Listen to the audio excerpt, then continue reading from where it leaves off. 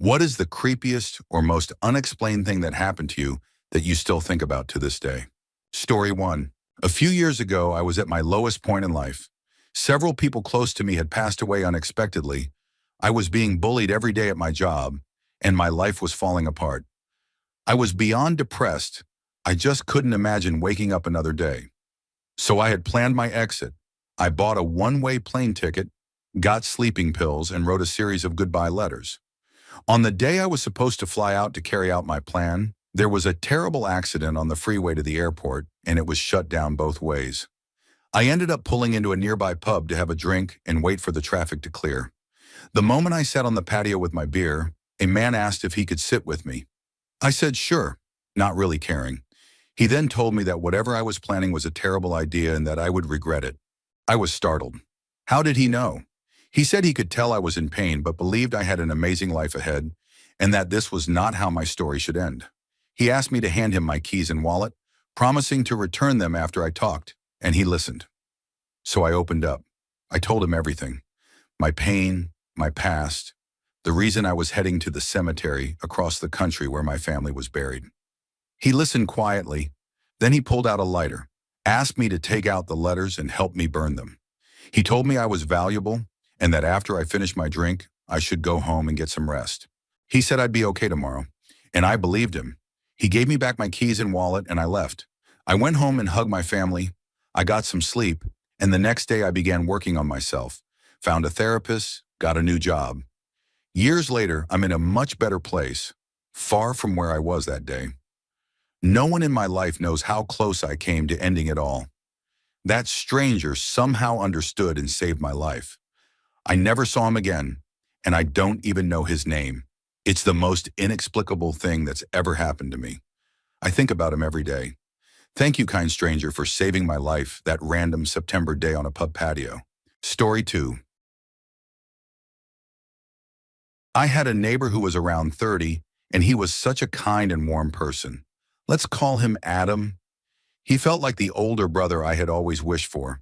He was good at everything: fitness, singing, playing instruments, dancing, sports, and cooking. He used to take me and my younger brother to the beach whenever he could. This happened 3 days before my 14th birthday. I was on my way to school when I suddenly had a vivid image flash in my mind. It was Adam in a car accident, and he didn't survive. It felt so real that I nearly cried, but I brushed it off, thinking maybe it was just because I'd watched a movie with a tragic scene the night before.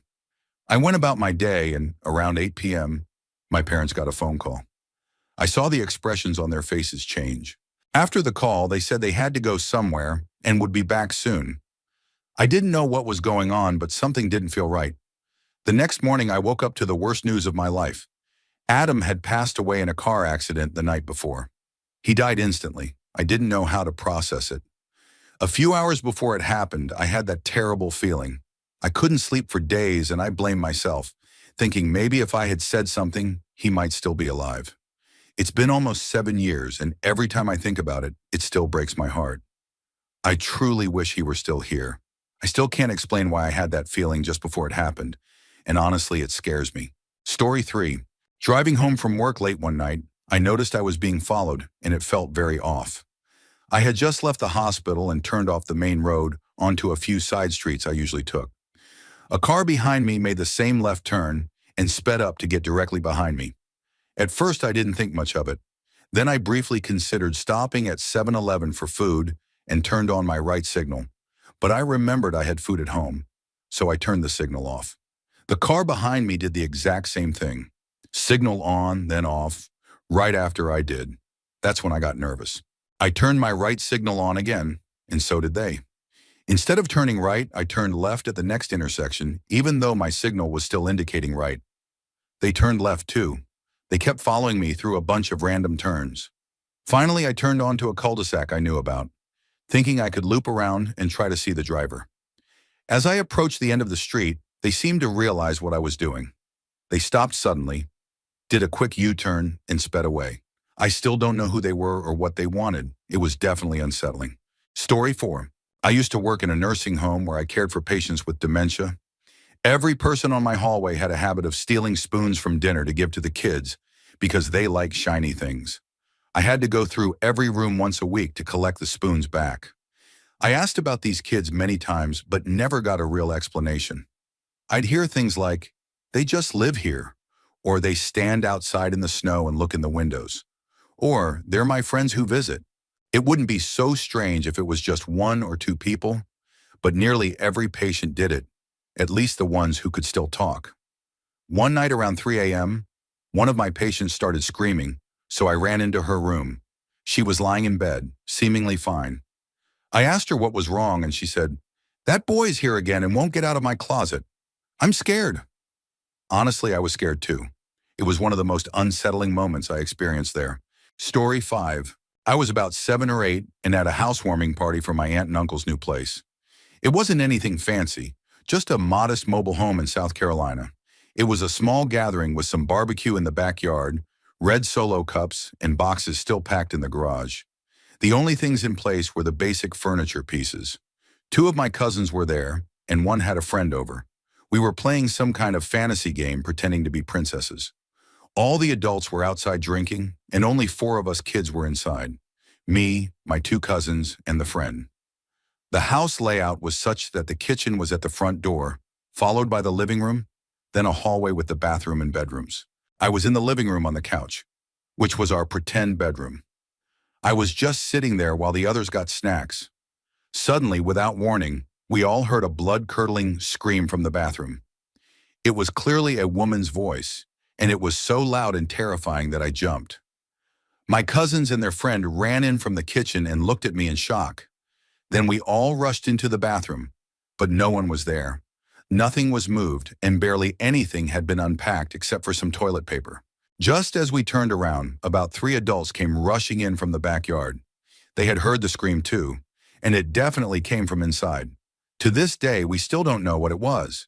We've speculated that maybe it was a prank, but it would have been nearly impossible. Someone would have had to sneak into the bathroom without being seen, scream, then either run out the back door without any of us noticing, or exit through a bedroom window. But those were all locked from the inside.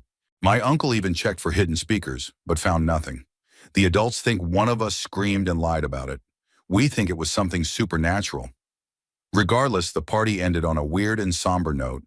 No one was smiling after that. It was just unsettling. Story 6. In my final year at university, I lived in a 4-bedroom house with a ground floor and 2 upper floors, each with 2 bedrooms.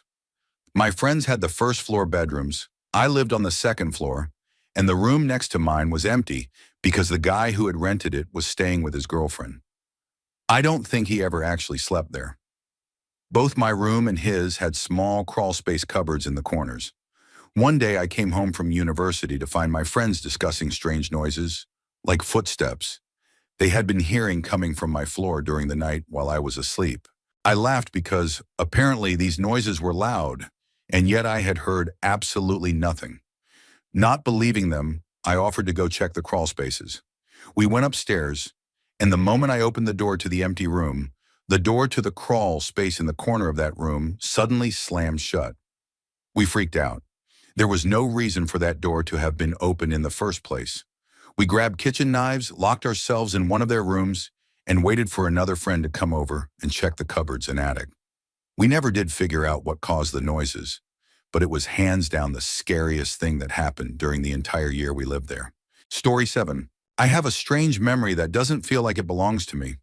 In it, I'm a small boy dressed in a suit and tie, attending what seems to be a formal event in a large ceremonial church or similar place. It's daytime, and sunlight is streaming brightly through the windows. There are many adults dressed in elegant black clothing. They all form a circle, and in the center, an older couple is dancing to classy, refined music. I remember trying to look at them by peering between people's legs. Suddenly, the man collapses. There was no gunshot, no visible cause. He just fell. Immediately, everyone started screaming. The women ran away, but the men rushed toward him. I think I was knocked down in the chaos, because I remember lying on the floor and then everything going black. That's all I can recall. The weird part is this memory has been with me since I can remember, but I've never been to any fancy event in a church when I was young, and I have no idea who that man was or what happened. It creeps me out because I know, deep down, that this memory isn't mine. Story 8. I was at my best friend's 18th birthday party, which was held at her older brother's house. He let us use the place for the night. We're Muslim, so there was no alcohol, no smoking, or anything like that. There were around 10 of us, and the party started at 11 p.m. Around 3 a.m., one of our friends said he felt unwell and asked if he could lie down. My friend showed him which bedroom to use. He came back just moments later and said he couldn't sleep there because there was already a baby sleeping in the bed. We were completely confused. None of us had children, and neither did her brother. We decided to check it out, and there really was a baby there. My friend who was hosting tried to wake the baby by gently touching him, but it didn't work. We were all frightened but agreed to let the baby rest for the time being. We returned to the living room and tried to figure out how a baby ended up there. We even called her brother. About 30 minutes later, the baby suddenly started crying. I had never been so scared in my life. We all went to the room and tried to calm him down. We fed him, and he eventually fell asleep again about 30 minutes later. We returned to the living room. At around 5 a.m., while cleaning the house, one of our friends suddenly screamed, "Where's the baby?" We all rushed back to the bedroom, and the baby was gone. Just gone, like he had never existed. My best friend turned 23 last December, and to this day, none of us have any idea where that baby came from or how he disappeared. Story 9. I had a schnauzer who could hear a cat walk across a Persian rug. The slightest noise would wake her from a deep sleep and set her barking instantly. She was the perfect companion for camping trips. Bears, raccoons, and skunks all got fair warning if they came near our site. One morning, deep in the back country of southwest Colorado, we woke up after an uninterrupted night. I noticed that the central guy line of my tent was no longer staked down with the aluminum stake I had used, but instead with a piece of aspen branch carved into what looked like a tiki statue. It wasn't overly elaborate, but it had a snarling face with teeth carved into the bark, and it had clearly been burned to give it a dark brown color. My dog hadn't made a sound, and apparently I had slept more deeply than I thought. I scrambled out of the tent, scanned the area around the small alpine lake, and saw no other campers, no sign of anyone having been nearby. I cut the trip short and hiked the 8 miles back to my car. There wasn't a single vehicle in the trailhead parking lot. I still don't know who or what left that stake. Story 10. Years ago, we had a rescue dog, a terrier mix. We lived in the countryside on a wooded hillside with about 5 acres of wild woodland and fields. This dog loved exploring the woods and chasing rabbits, but always came back home quickly. One day, though, she went missing. We searched with our other dogs but found nothing. A friend brought his dogs to help. Still nothing. We put up posters, searched for 6 days straight, and finally started losing hope. On the 6th day, I had a strange gut feeling about one specific area we had already searched multiple times. I grabbed a sickle and some gardening gloves and began hacking my way into the center of a massive bramble patch. It was summer and the only sounds were birds and insects. Then I heard a muffled yip. I called her name and heard her again, this time more excited. She was underground in a rabbit warren. I stayed with her, calling to keep her calm until help arrived. The local fire brigade was kind enough to assist, and we eventually got her out. She ran around like a wild muddy puppy. The vet said she was okay, likely surviving by getting moisture from mud. I'm not usually one for intuition, but I just knew in my gut she was there. There's no real explanation for it. Story 11. When I was in 3rd grade, I moved to a new town and into a new house. We lived in a camper in the backyard while we renovated the house, which was quite old. During renovation, we found all kinds of things in the walls: old bottles, a pair of glasses, letters, newspapers, and pictures of children in school clothes. It was a 2-story house, and the stairs became the center of many creepy events. At the top of the stairs, there was a small landing leading into 2 bedrooms. At night, we always left a light on in the landing, in case someone had to use the bathroom. My brother and I shared a room, and our older brother had the other. I was so creeped out that I refused to sleep upstairs and always slept downstairs on the couch. One weekend, my older sister came to visit and was in our older brother's room alone while we were at school and our mom was at work. As she sat there watching TV, she heard footsteps coming up the stairs and called out, thinking our mom was home early. There was no reply, just the sound of footsteps turning and going back down. When she got up to check, no one was home, and all the doors were locked. It didn't end there. Later, our oldest brother stayed home alone, while the rest of us went on a week-long vacation. Naturally, he had his girlfriend over to keep him company. One night around 3 a.m., she got up to use the bathroom downstairs and said she heard children whispering. A few nights later, around 3 or 4 a.m., she woke my brother saying someone was in the house. They heard footsteps on the stairs. Since the light was on in the landing, they could see a shadow under the door as if someone was standing there. The doorknob started shaking, but thankfully the door was locked. They panicked. My brother grabbed one of those decorative samurai-style swords, not sharp at all, and went to check. They heard more footsteps running down the stairs and he followed. The house was empty. All the doors and windows were closed and locked. He called the police, but nothing ever came of it. Story 12. I was probably around 14, sometime in the early 90s. We were traveling from Texas up to Tacoma, Washington. We were nearly out of money, almost out of gas, had no food, and were stuck in Chico, California.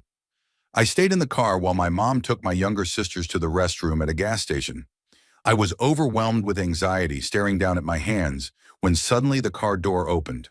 A woman with brown hair, who looked kind of like a TV mom, sat down in the seat and faced me. She said, "It seems like you're down on your luck. Take this and give it to your mom. Tell her to pay it forward someday to someone who needs it." I looked down and saw a $100 bill in my hand. When I looked back up, she was gone, completely vanished from the parking lot. I cried. When my mom returned, I told her what happened, and she cried too. We got gas, bought a bag of oranges from a man on the roadside, and went to a nearby park with a spillway dam. We swam and ate oranges for a few hours before getting back on the road. That lady, whoever she was, saved us. We made it to Tacoma and started a new life. Thank you, mysterious kind stranger. We never forgot your generosity. Story 13. This didn't happen directly to me, but I experienced some weird consequences from it. My best friend and his mom were moving out of their house, and they were the only two who lived there. On moving day, he decided to take one last selfie in his room. When he showed the picture to his mom, she asked, "Who is that?" Looking closer, he noticed what looked like a white mask-like face peering over his shoulder from the attic hatch above. He had always heard strange noises from the attic but never saw anything. Until that picture. A few weeks later, we went on a wrestling trip and stayed in a hotel. He showed the photo to everyone in our room, and then things started getting spooky. We heard knocks on the door, but when we opened it, no one was there. We saw flashes and glimpses of what looked like a figure in the mirror. Everyone was freaked out, and some thought it could be whatever was in that attic photo. My friend became so paranoid that he started playing recordings of Bible verses at night, hoping it would keep anything bad away. He said ever since he took that photo, strange things had been happening to him. Story 14. My grandma and I both once saw what we believed was a dead person in our laundry room. The laundry room connected to the kitchen through a doorway, which also connected to the living room. One afternoon, my grandma needed a hamper, so I followed her to the laundry room. The moment we stepped into the doorway, we both saw it. It appeared to be about my height, I was 6 or 7 at the time, and was completely black, not like a person with dark skin, but literally covered in a black, shadow-like texture. It was slumped near the washing machine. We saw it for just a split second, long enough to register it was there, and then it was gone. I remember my grandma asking, "Did you see that?" and laughing nervously. She got the hamper and went about her task, but I avoided the kitchen for a long time afterward. As a side note, I used to have some of the most intense and disturbing nightmares in that house. They were so frequent and graphic that my pediatrician recommended therapy. To this day, I've never been able to explain what we saw, but I'll never forget it. Story 15. I was driving home from work on a long, somewhat dark road. I'll admit I was tired and cold and just wanted to get home. The speed limit was 60 miles per hour, and I was doing closer to 70. Suddenly, a girl with long blonde hair, a black coat with brown fur on the hood, and jeans appeared right in front of my car. I had noticed a black car stopped on the road ahead just moments before she appeared. I managed to swerve around her, totally shaken. I turned down a side street and pulled over to process what had just happened. Then I saw a tall man with short hair and a black coat get out of the driver's side of the stopped car. He grabbed the girl who was trying to resist and dragged her back into the vehicle. I called the police immediately and gave them a description of the car and the direction it drove off in. I never heard anything back from them. It's been 2 years and I still think about that girl. I hope she's okay, wherever she is. Story 16. In college, I was roommates with my childhood best friend for about 2 years. We trusted each other completely and would go into each other's rooms freely to borrow clothes, perfume, or whatever we needed. Just a knock if one of us was inside. Our rooms were across the hall from each other, and the hallway faced the kitchen, so from the kitchen, you could see both doors. At the time, my friend had long black hair and very fair skin. One day I got home from work with my headphones in, talking to my mom on the phone. I went to the kitchen to grab a snack, and I saw my friend walk out of her room, go into mine, come out, and return to hers. She looked like she had just showered, wet hair and a white towel wrapped around her.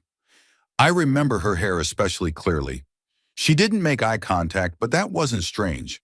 I didn't say anything because it was normal for us to borrow each other's stuff. I stayed on the phone, got my snack, hung up, and went to my room to relax. An hour later, I went to the kitchen again, and she was there making food. I asked her what she had grabbed from my room earlier, and she looked at me confused. I explained what I saw, and she said, "Are you sure you saw me?" I told her yes, without a doubt. That's when she told me to grab my phone and come to her car right away. She grabbed her purse and my keys from the counter and pulled me outside. Once we got to the car, she told me she had just gotten home 5 minutes before our conversation. She had spent the night at her boyfriend's place and hadn't been home all day. I'll never forget the fear on her face. She called the police, and they came with the apartment manager. They searched the entire place thoroughly and found nothing. The manager had maintenance change our locks and gave us new keys on the spot. My friend then admitted she had been hearing noises from her bathroom for the past week, things like bottles clinking. But nothing was ever out of place. I don't know who or what I saw that day, but it looked exactly like my friend. I don't use substances, I don't take any medications, and I wasn't sleep deprived. It happened in 2014, and it still gives me chills whenever I think about it. Story 17. Back in 2008, I lived near my college in an apartment set far back from the main road, surrounded by wooded hills. One evening, I went out for a run near sundown. As I approached the bottom of the hill behind my apartment, near the end of my run, I looked up and saw 3 guys on bikes just sitting at the top. Being a 20-year-old female, my instincts kicked in, and I felt uneasy, but I convinced myself I was overreacting and kept running. Halfway up the hill, the guys were still there facing me. I had no phone, no alternate route, so I told myself I'd run as hard as I could and scream if necessary. Suddenly, a German shepherd appeared, running alongside me. I'd never seen the dog before, but somehow I just knew I would be okay. As we neared the top of the hill, the dog moved in front of me, slightly ahead, and when we got to the guys, he stopped in his tracks. I kept running, passing them without making eye contact. Once past them, the dog caught up and continued alongside me until I reached the well-lit parking lot of my apartment. Then, just as suddenly as he appeared, he disappeared into the trees. I took the same route at the same time every day for weeks afterward, hoping to see him again. I never did. My friends are convinced he was a guardian angel. I'm not really a believer, but it was one of the creepiest, strangest, and most amazing things that's ever happened to me. Story 18. Once I was hired to load firewood into my aunt's basement. She lives alone and left the basement door open for me while she went out. I usually push the interior basement door wide open when I enter, and it almost never closes fully on its own. But once, as I was about to grab another load, I heard the door close behind me. I turned around and saw that the deadbolt had locked. I had my arms full of firewood and couldn't have locked it myself. I checked out the window and looked in the garage to see if she had returned, but she wasn't home. The door was in an enclosed area, so there was no wind that could have shut it. I tried various ways of slamming the door to see if it could lock on its own, but nothing worked. It's a remote house. I would have heard if someone drove up, and it's highly unlikely anyone would walk over just to lock the door without making any noise, especially with the wooden steps that creak when someone's on them. To this day, it's the only time I've ever seen a deadbolt lock itself, and I still have no explanation. Story 19. A few strange things happened to me and my housemate when we moved into the top apartment of an old building in Europe, located right next to a forest known for local legends about witchcraft. The town even had a witch-themed parade every year, just a playful tradition. The apartment was massive, 3 bathrooms, 2 bedrooms, a study, 2 living rooms, a kitchen, 2 balconies. The larger balcony was upstairs across from the attic door, which led to a huge dark space full of century-old items.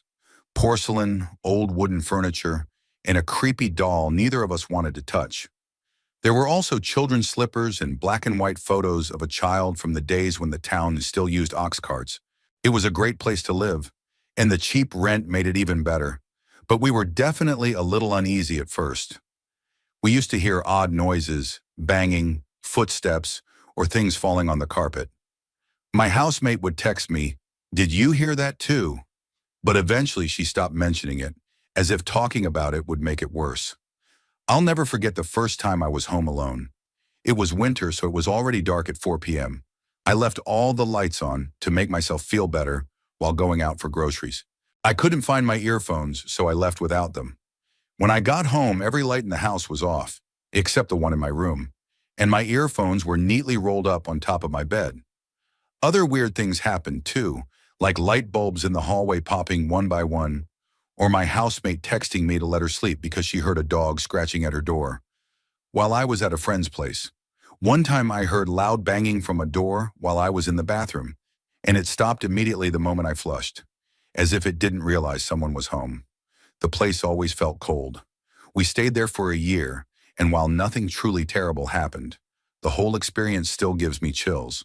Story 20. My girlfriend and I are in a long-distance relationship, and we usually take turns visiting each other between Australia and Canada. About 2 years ago, it was my turn to visit her. She and her mom lived together, and her room was an extension built onto their garage, so to reach it, you had to walk through the garage. A couple of weeks into my stay, I woke up around 1 a.m. to find the entire room glowing red. When I looked up, I saw a black figure crawling through the ceiling. The way it moved was unnatural, as if it was breaking every bone in its body just to move. I screamed, which woke up my girlfriend. She looked up, saw it too, and started screaming.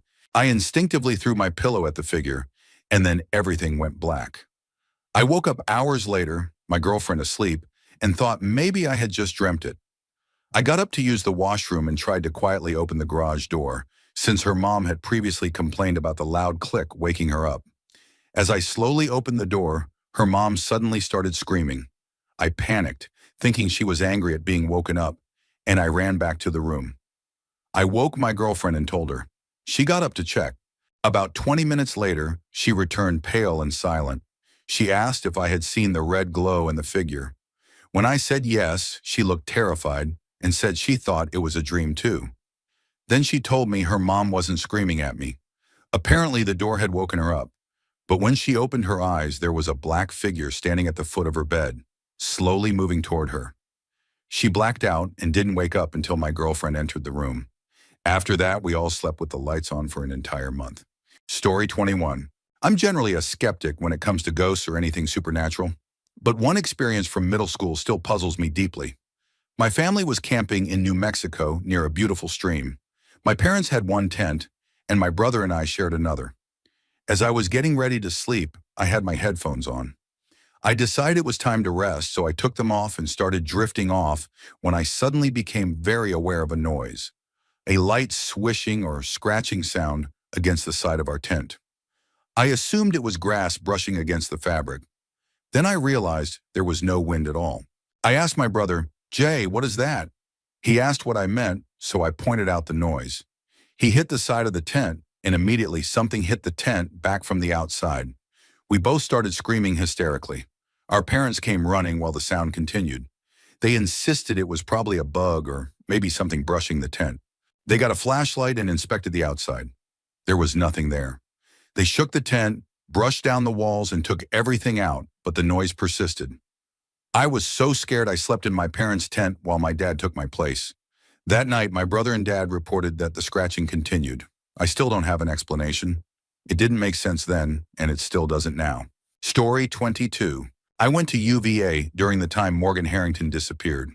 which was my second year there, sophomore year. Sadly, because she wasn't a student, she had come to town for a Metallica concert. Her death was sensationalized but didn't strike fear into the student body like Hannah Graham's disappearance would 5 years later. But I'm getting ahead of myself. About a week after Morgan's disappearance in 2009, my friend, a guy, and I were at a grocery store near campus getting snacks around 10 p.m. Bus service had ended, so we used a cab service UVA provided to ensure students could get home safely, even if they were drinking or just needed transportation. UVA paid up front and charged the student later. We got into a cab and the driver immediately brought up Morgan's disappearance. That wasn't strange. Everyone was talking about it. It was all over the news. But I'm an introvert with a very good memory, and I remember just about every conversation over 3 minutes long, especially with strangers. He started discussing police theories, and my friend, who later earned a master's in Gothic horror, talked about how some people speculated that a cult was involved. It was speculative, kind of dark, but casual. I remember the driver looking at me through the rearview mirror. I won't say I never forget a face, but the conversation and his look stuck with me. We got home safely and didn't think much more of it. Fast forward 5 years. I'm in grad school 1,000 miles away, and Hannah Graham's disappearance is national news. This time there's surveillance footage. You can see her walking away with a large African-American man with dreadlocks. They ID him and his face is everywhere. I don't recognize him. Eventually he's caught in Texas, not far from where I was in school. As more details emerge, they report that his DNA matched samples found on Morgan's remains, which had been discovered 3 months after her disappearance. Then they show an older photo of him from 5 years earlier. No dreadlocks, trim beard, about 40 pounds lighter, and my heart drops. I'm 97% sure he was the man who drove us home that night. He lured both Morgan and Hannah using his cab. I still wonder what would have happened if I hadn't been with my male friend that night. What if he'd been a girl? Would I have made it home? Story 23. It wasn't the scariest thing ever, but when I was 11, my family moved to another town for my dad's job. We were only going to stay for a year, and we were assigned a house in a gated community of around 20 homes built for Army officials and their families. One day my parents went out and took my baby sister with them. My older sister was at a friend's house, so I was left alone with our dog for a couple of hours. I was playing in my room when I remembered that my black socks for my Monday uniform, a formal outfit we had to wear, were drying in the backyard. I went out there with the dog and casually said out loud, "I wish there was something to do." Not even a second later, I heard a young voice clearly say, "Then let's play." I turned around and saw my usually hyper golden retriever just sitting there calmly as if nothing had happened. I completely freaked out, ran upstairs to my parents' bedroom, turned on the TV, and hid under the covers until they got back. When they arrived, I was sweating, scared, and paranoid. They never figured out what had happened but tried to comfort me. What still gets to me is the layout. Every house was surrounded by 3-meter-tall cinder block walls. The place where the socks were hanging was right next to the wall, separating us from a house that had no children. The other nearby house was more than 20 meters away, behind another wall. Behind our house, there was nothing but a steep hill. No one could have said that. I still think about it, and it freaks me out every single time. Story 24. About 10 years ago, I was dating my ex, who had extremely strict and deeply religious parents. The only way we could spend time together in private was for her to sneak out through her bedroom window at night. We usually met halfway since she was scared. One night she called to say she was already on her way, which surprised me because we hadn't planned to meet. But I didn't think much of it. Our relationship was still new, and I was excited to see her. Then things got weird. My cat blocked my door, like really tried not to let me leave. I ignored it, went downstairs to put on my shoes, and the cat kept following me, meowing nonstop. I put my keys on the shoe shelf, slipped on my shoes, and when I reached for the keys, they were gone. I searched everywhere while my cat kept going wild. 5 minutes later, she called again, saying she was outside waiting. I was shocked at how fast she'd gotten there. I told her I lost my keys and suggested we just chat until I found them. But she grew impatient, eventually yelling at me to open that door. Her tone became angrier and her voice started to sound off. She screamed one last time and hung up. I was panicked, trying to understand what was happening.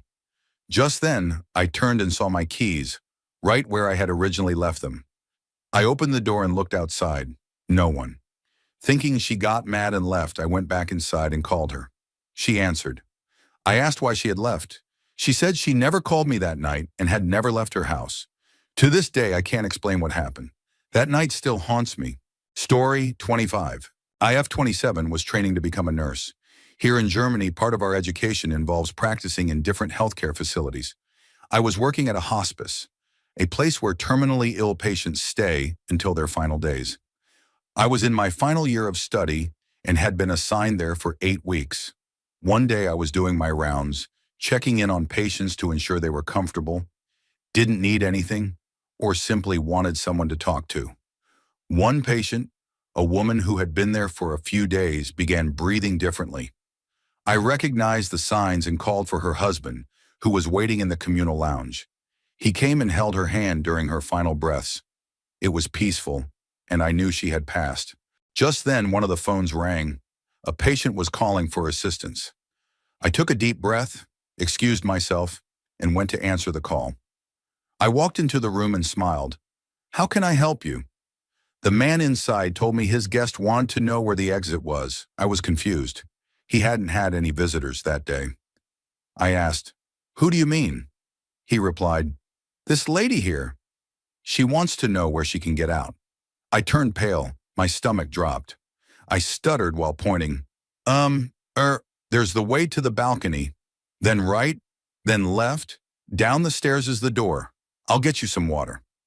I left the room, barely able to breathe, and leaned against the wall. I stood there for 5 minutes. A nurse saw me and asked if I was okay. When I told her what happened, she simply smiled and said, "Yes, that kind of thing happens a lot here." A few hours later, I asked the man if his guest found the way out. He replied, "Yes, she did. She said thank you for everything." I had to process that for days, weeks, months. I still can't fully believe it, but since then, I've been sure we carry a soul. And yes, some other eerie things happened to me and my colleagues while working in the ICU too. Story 26. My brother, our friend, and I were driving through Vermont on our way to a cabin for a snowboarding trip. I was sitting in the passenger seat when I noticed a bright red light in the sky. It was nighttime. The light seemed to be coming from deep within the woods and formed a massive dome shape. What was strange was how the light stayed contained within the dome and didn't seem to travel beyond it, even though it was extremely bright. We were so puzzled that we pulled over at a small gas station nearby to get a better look. There were about 6 locals there, also watching the light. They told us there were no buildings, factories, or anything else in that area. As we all talked, the light slowly started to dim. Then it suddenly imploded and burst outward with a massive white flash that lit up the sky and surrounding forest. About 10 seconds later, a strong gust of wind hit us from the direction of the light, maybe 15 to 25 miles per hour, based on what I've experienced while hiking. The light gradually faded, but it didn't fully disappear for about 10 minutes. We all got back in our cars and continued on, still trying to make sense of what we had just witnessed. Story 27. Back in high school, probably my sophomore year, my friends and I used to sneak out late at night.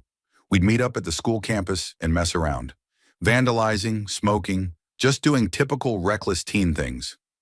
One night we met up at the baseball field dugout to smoke and hang out. While we were there, we noticed a strange light appear in the adjacent dugout. At first, we figured it might be a janitor or school security guard. We kept our eyes on it, but it started moving out of the dugout and toward ours. Then it appeared in the center of the baseball field, where the lights made everything visible. But we didn't see anyone holding the light, just the light itself, growing brighter as it came closer. It seemed to float. Once I realized there was no person attached to the light, I turned to my friends, only to find they had already taken off running. I quickly grabbed our stuff, shoved it in my backpack, and ran. I looked back as I was getting away and saw the light pass through the 2 fences we had to climb over. That's when I really started panicking. I sprinted to catch up with my friends, and we ran for about half a mile until we lost the light in a nearby neighborhood where one of us lived. We hopped into his backyard to hide. To this day, we still have no idea what it was. I only saw it once more, while running on the school's track. It was by far the scariest thing any of us ever experienced, and we weren't easily scared. We'd played with Ouija boards, gone ghost hunting, and more, but nothing ever shook us the way that floating light did. Story 28. For the first year and a half of college, I worked the evening shift, 3 to 11 p.m., at a small-town hotel that was run by my best friend's mom. The laundry room was connected to the main office, and since it opened into the hallway, we usually used it as a shortcut when checking on a guest room. Everyone would leave by 8 p.m., and the evening shift worked the last few hours alone. The hotel mostly served business travelers who stayed for a week at a time, so it was generally quiet. On my first night working alone, a housekeeper jokingly warned me about a ghost that haunted the hotel. I laughed it off. Later that night, I used the laundry room shortcut. I was halfway through when every single washing machine and dryer turned on at once. I ran out of there instantly. I didn't mention it to anyone and convinced myself there was some timer setting I wasn't aware of. I didn't have any more strange experiences until a year and a half later, on my last day working there. Earlier that week, a guest had made me uncomfortable. He was embarrassed to borrow a plunger, but instead of returning it at the front desk, he walked in silently through the unsecured laundry room and placed it in the middle of the back office without saying a word.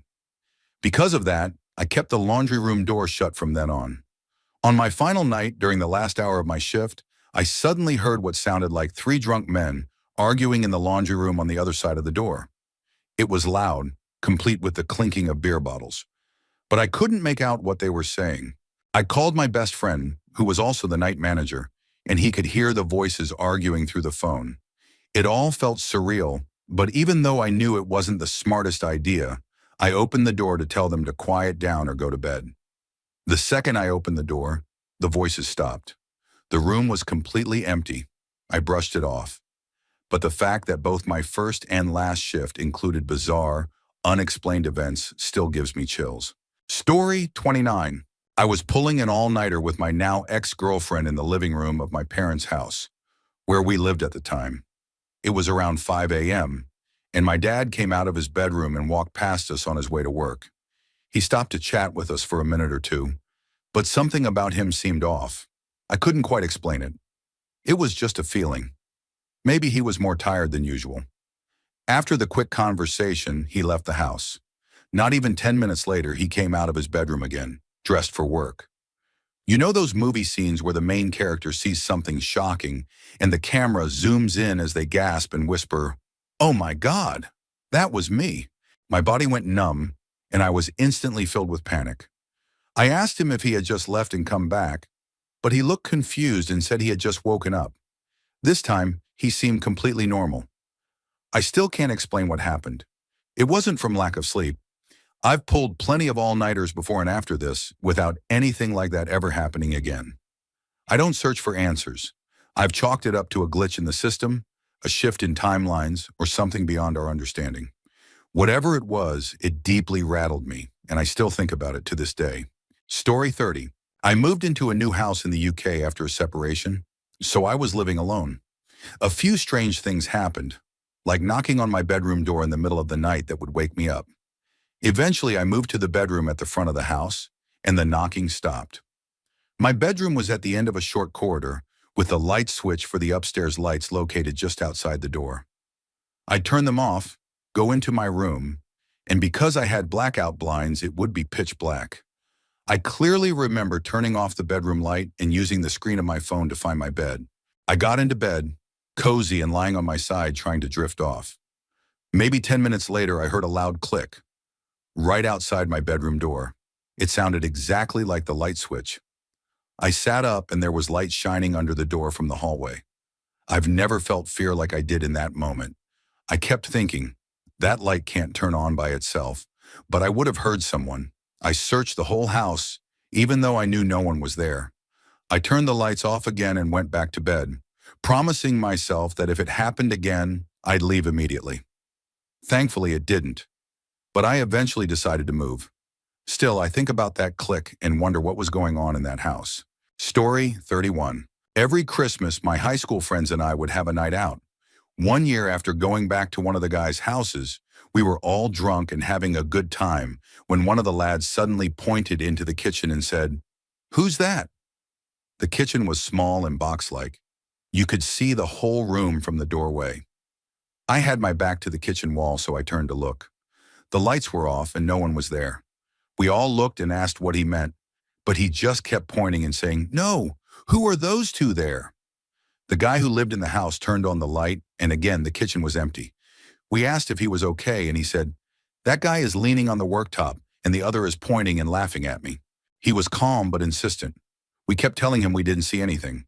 He continued to describe them, what they were wearing, how they stood. Then suddenly, when he realized we couldn't see them, he started freaking out. He became visibly shaken, tearing up and trembling so badly that we had to help him put his shoes on because he wanted to leave the house. After he left, the rest of us just chalked it up to him having a weird moment. No drugs involved, just alcohol. But the guy who lived there later told us that the one who had the vision described his uncle and grandfather exactly, how they used to stand and what they wore.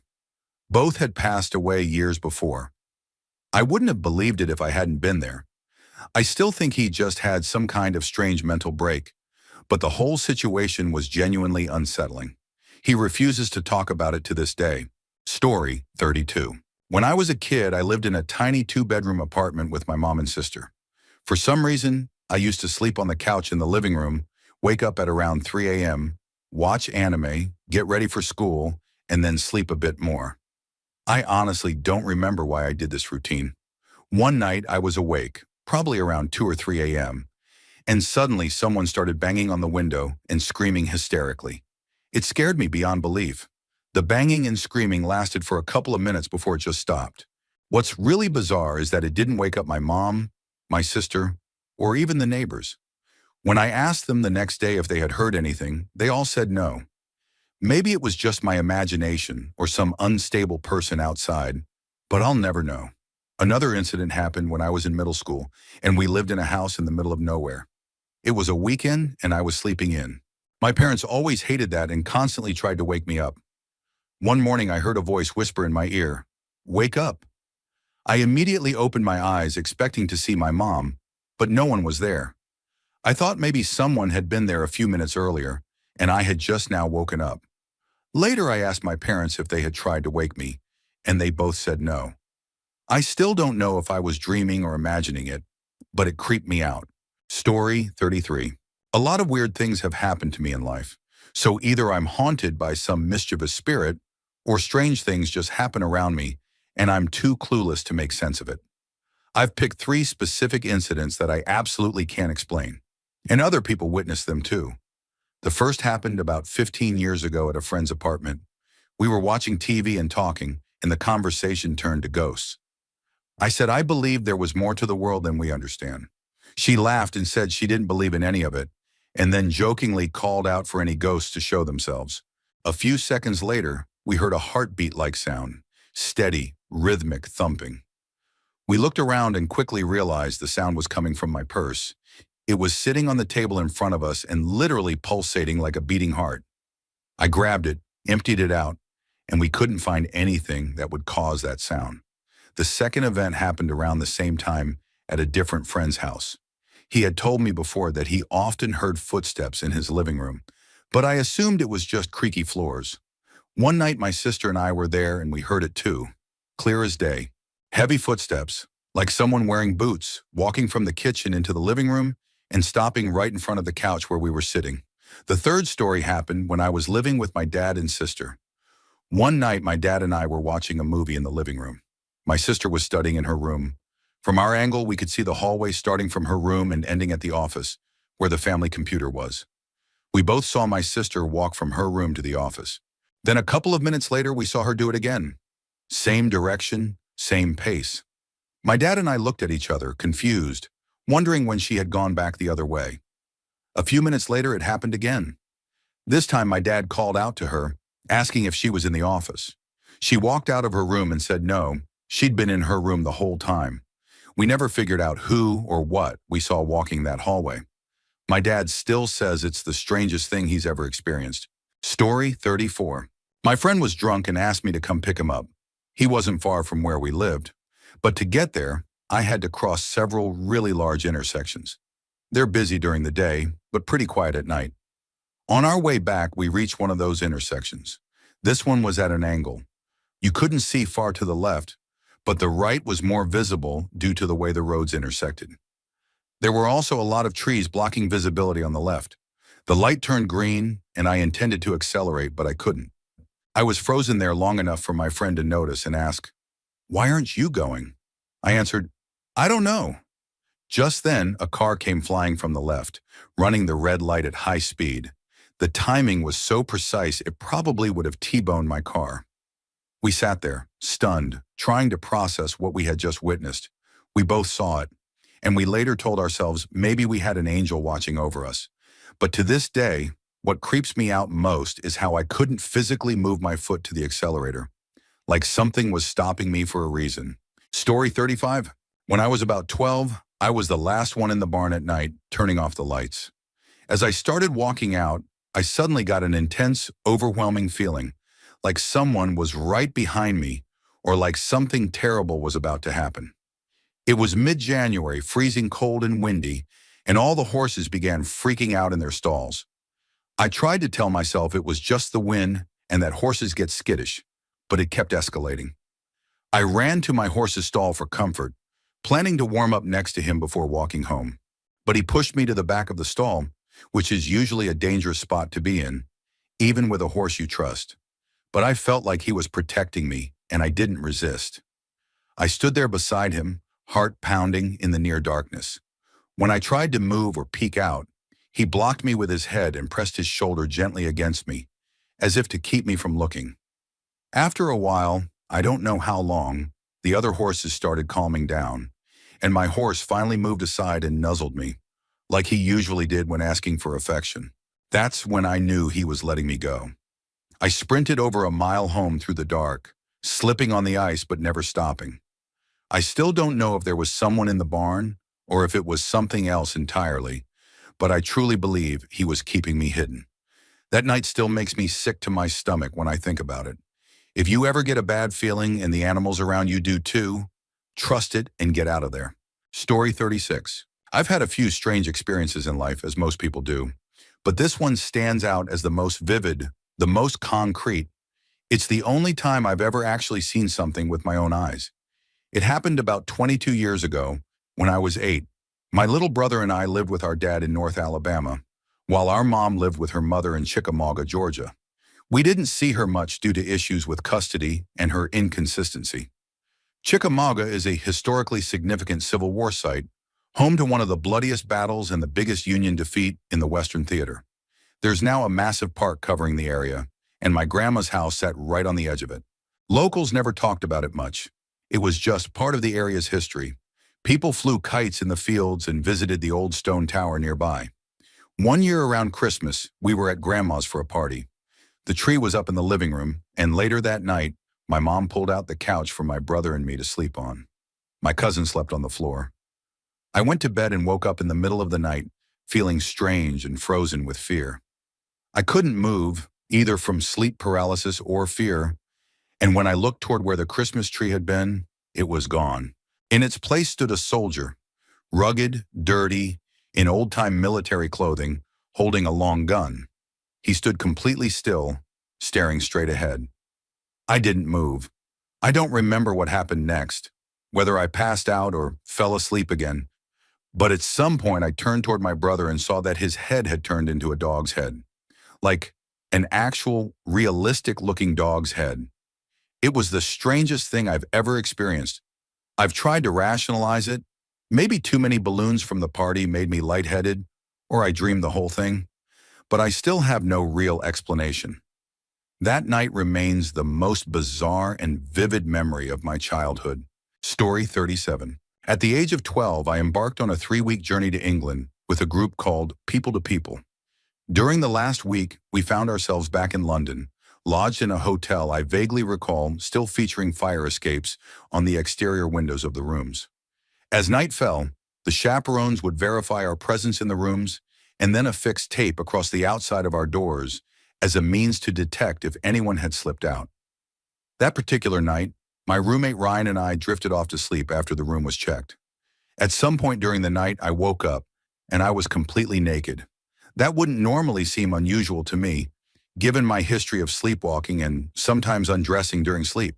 But this time, I felt an overwhelming and unexplainable fear deep inside me, like I was in real danger. Without thinking, I ran.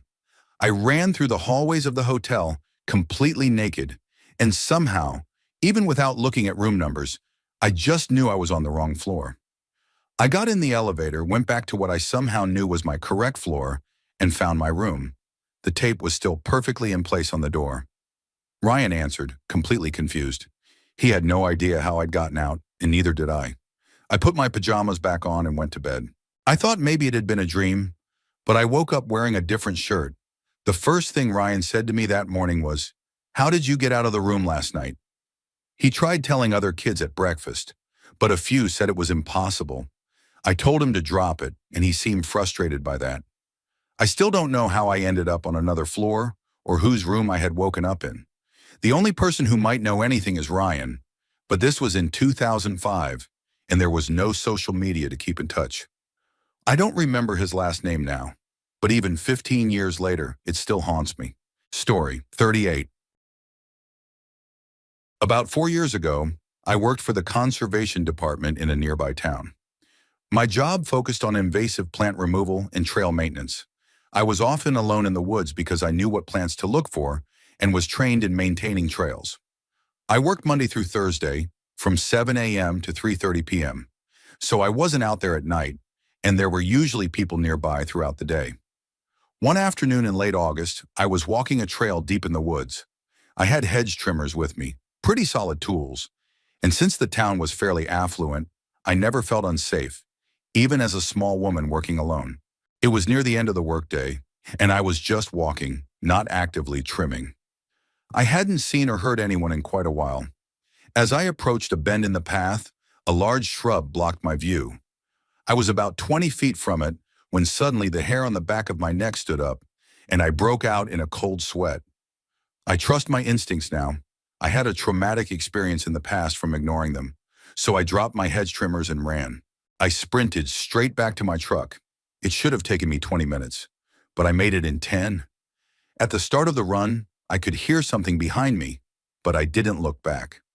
I drove straight to town hall, said nothing, and went home. The next day, my boss told me I wouldn't be working the trails alone anymore. A jogger had passed through the same trail later that day and found 6 mutilated cats behind the shrub I had nearly reached. Story 39. About 10 years ago, I accepted a job in Bolivia and needed several vaccinations to meet the visa requirements. Like many Americans at the time, I didn't have health insurance, so I went to one of those Med Plus clinics attached to certain locations of a major grocery store chain. I called ahead and drove an hour to one location, only to find out I'd been misinformed. They were out of the vaccine. They sent me to another store about 30 minutes further away, assuring me they had a dose set aside. When I got there, they were out as well and referred me to a third store, another 40 minutes away.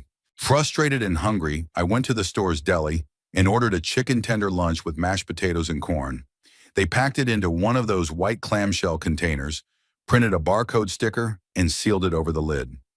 As I reached to take it, I decided last minute to add a deep-fried burrito, one of those bright orange ones soaked in grease. I watched the employee peel the label open, add the burrito in its paper sleeve, then reseal the box with a new barcode printed on another sticker. This all happened right in front of me. I was the only customer, and they were the only employee there. They partially covered the old label with the new one. When I went to the register, the cashier scanned the top label, and it only rang up as the price of the burrito. I had this sudden gut feeling, one of those rare moments when you feel like reality is watching to see what you'll do. I knew the total was wrong. I could have spoken up, but I told myself it wasn't a big deal. The chain had already wasted hours of my day, and it was just a $10 difference. Still, it felt off. I drove toward the next store, still trying to get my vaccine. About 20 minutes later, stuck in traffic, I decided to grab the burrito to eat. I peeled back the label, opened the box, and it was gone. That didn't make sense. I checked again, dug through the tenders, poked around in the mashed potatoes, even though there was no way it could be hiding in there. I pulled off to the side of the road, opened the box fully, and shifted all the food from one side to the other. Still nothing.